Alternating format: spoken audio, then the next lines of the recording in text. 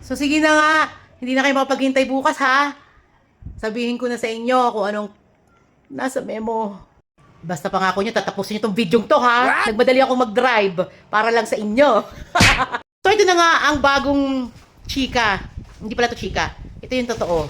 At ito ay may DepEd Order number 15 series 2025. At nung pinasa nga to sa GC namin, nawindang talaga ako habang ako yung nagdadrive. Grabe. At kinonfirm ko kung ito ba yung may katotohanan o haka-haka lang.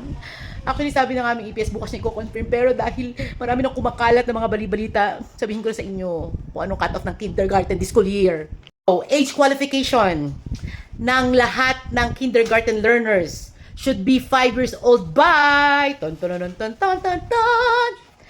31 of every calendar year. So, ibig sabihin, applicable pa rin to next year. O, masaka ng vlog yun. Tuloy natin yung memo. So, masaya na kayo dun sa mga may birthday ng August, September, October 31. Pasok po kayo at pwede na kayo mag-enroll sa kindergarten this school year 2025-2026. Okay na?